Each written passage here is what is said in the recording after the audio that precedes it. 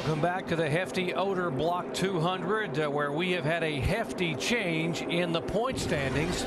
Clint Boyer is still on the lead lap, folks, but he's back in 31st position with heavy damage on the hood and the front end of his car. There's the damaged car number 2, and right now he's being shown in second position in the points. He has lost a 91-point lead, and we're not even at halfway in this race. Well, that's a good. Oh, got another jam up right here at the start-finish line. He did it again. David Stremmy's got a lot of damage in the 64 car. Come on, just keep coming. And we are staying green. No yellow as of yet, because Stremme is still rolling. He's missing part of a fender. I don't know exactly where that's at. But he's still hanging on the back side of the tire. Still under green. Stremme trying to get the car down off the racetrack. A tough break for Stremme after having so many good runs. Out. Now the caution's out. Stremmy's at the middle of the backstretch still, trying to get to pit road. What's going on these restarts? You guys are just a little too anxious here. You really can't see. The sun's getting to the point that makes it difficult to see up there. I think these guys are just anticipating. Let's see what happens this time. Harvick waits a pretty long time before he goes, and everybody just jams up behind him. See Josh Wise in the 00. David Stremme in the 64 get together there. Could have been a lot worse than that once again. Logano got it in the back of the 88, and these guys jammed up behind him. It looked like Brad Keselowski was trying to anticipate the start. Before I'm taking off. That's why they're all wrecking, because the spotters are saying green, green, green, and the green flag is out, but I'm not going. I have all the way to the start-finish line. Yeah, Kevin Harvick's exactly right. He's the man that starts this race now. Then if the guy's waving the green flag too soon, the starter, he's doing the wrong thing, because it's up to Kevin Harvick to start this race. He has from marks on the wall to the start-finish line to start the race. These guys are anticipating that, and then spotters are telling them. Again. Stop. Oh. Stop. Come on. That was right behind Clint Boyer. Most of these guys are just anticipating that start when the leader is eligible to take off, and he's just not going. And it's throwing everybody's timing off. And again, it's totally up to Kevin Harvick to where he wants to start that. A lot of damaged cars on pit road. Josh Wise had such a good car. 38, Leffler is there. The 9 car, by the way, got the free pass back on the lead lap. A.J. Allmendinger. Back at Phoenix International Raceway, working caution number 7. We cannot get this race restarted. We continue to have chain reaction crashes on the restart. Kevin Harvick bringing him down. Pace car was pulled away. We'll see if Harvick accelerates as he comes down to turn 4. He accelerates, so does Wimmer, Edwards, Kyle Busch. Finally get a clean start. Yeah, saw a lot more separation between all of those cars that time. These guys were just trying to anticipate that start as to where Kevin Harvick could take off, and he wasn't going right then. Some of those cars damaged on the restart were a break for the 2 car. Clint Boyer was way back in traffic. Now he's moved up to 23rd position. Well, the first one hurt him, and the second one benefited him a little bit as far as Clint Boyer goes. We'll have to keep progress as far as he's concerned, how that race car is driving. Looking back from Kevin Harvick at Scott Wimmer. That's the car that Wimmer used to win with at Nashville, Tennessee in March. Joey Logano making a move on the inside of Brad Keselowski. And he's been coming up through the field, making good moves. Yeah, it has a really fast race car. We just joined our coverage. Logano had to come back on pit road and make 2 stops during the first caution flag to pull out a left front fender, so he restarted all the way back in 34th position.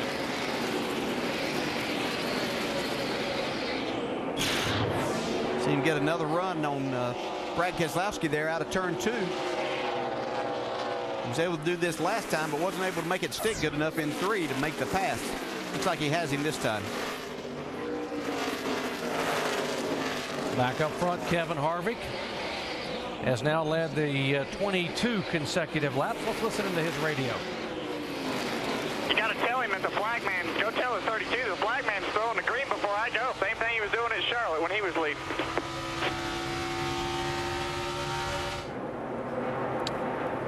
Change of position there. 32, Kyle Busch and Edwards. Now Kevin Harvick's talking about the flagman waving a flag. And DJ, the rule is that the leader restarts the race? Yeah, the only time the flagman is supposed to start the race is at the beginning of the race, the very start of the race.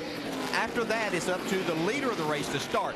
There are marks on the wall that are generally a couple of hundred feet back up, or actually about 100 yards back up from the start-finish line. That's where the leader can take off if he so chooses. He has until the start-finish line. The flagman is not supposed to throw the green flag until the leader starts the race. So they had that problem at Charlotte with Kyle Busch, and we showed and documented all of that back a number of weeks ago. And this is the exact same thing that's happening here, and that's created a couple of accidents on the front straightaway. Well, I've never understood it to be that way, and I think that might be the confusion. I thought there was a point that the flagman would start the race if the leader had not gone by the time they get to a point. You literally have to the start-finish line is what the rule is.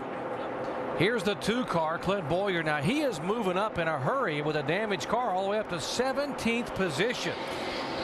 And by virtue of him moving up and the 60 losing a spot, the differential now is back that the Bowyer is our leader by 43 points over Carl Edwards. Jamie. Every position is very highly warranted right now for Clint Bowyer. You see the damage on that hood right there. He was worried about his temperatures. He came in, you saw the fluid spraying. His temps were really high. They took off a bunch of tape on that second stop there. Got him back out. He said the car's all right. He's concerned it's going to get a little tight. Obviously more downforce on that nose. But Clint Bowyer right now hanging in the hunt. I'll tell you what, Mike Dillon, his pit spotter guys, really talking him through this, keeping his driver calm. And Clint Bowyer actually being a cheerleader to the team to keep them in it. Thank you, Jamie. And watching Joey Logano, the 18-year-old, just smoking on the bottom of the racetrack inside the 6 car, and he takes the 6th spot away. Well, this shouldn't be a real surprise. That 20 car's been strong all year long. They're in a battle for a championship themselves with the owner's side of it, so Joey wanted to get back up there, but he's doing a nice job with a fast race car.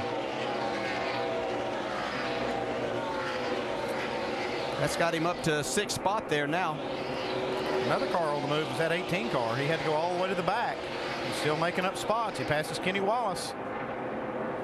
He's going for the 11th spot right there. Spot. Yeah, he's doing a great job moving back up through here. Kenny Wallace in the 28 car there that he just went around for that 11th spot. Kenny's had a couple of nice runs lately. Top 5 finish at Memphis for Kenny, the former most popular driver in the series. There's Kenny going by the 28. He still probably is most popular down in the garage area. Everybody likes to go by and talk to Kenny and have a laugh.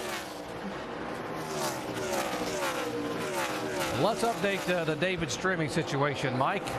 Doc, the work continues on the 64 car. David Stremme has not even dropped the window net as the team went to work on the left front corner of that race car. They're resetting the toe right now. They cut away all the sheet metal. Basically, the toe's the only concern. They've been working diligently here and are in great hopes that they can get back out on the racetrack. You know, they had high hopes coming into today. Dale Ferguson told me this morning, he said, we really want to give David Stremme his first win in a NASCAR Touring Series, and he felt like today could have been the day, but obviously it is not going to turn out the way they anticipated. Well, it's not as we go to halfway there. Kevin Harvick, our leader, but I can tell you one thing, when that window net stays up and you got a wrecked race car, that means you're not very happy and you don't want to talk. So it's unfortunate because David Stremme did have a good car, and I know he was really looking forward to this race. We see Clint Bowyer making another spot here. We were talking about the restarts a moment ago where the flagman waves the green flag and the leader takes off. And NASCAR has the ability to sync up all their cameras in the booth next to us here, and they've reviewed those cameras, and they felt that the restart was absolutely appropriate from what the flagman did and what Kevin Harvick did. Past the halfway, Kevin Harvick trying to pick up his first win in his own race car. Yeah, he won 6 times a year ago, but not thus far in 08.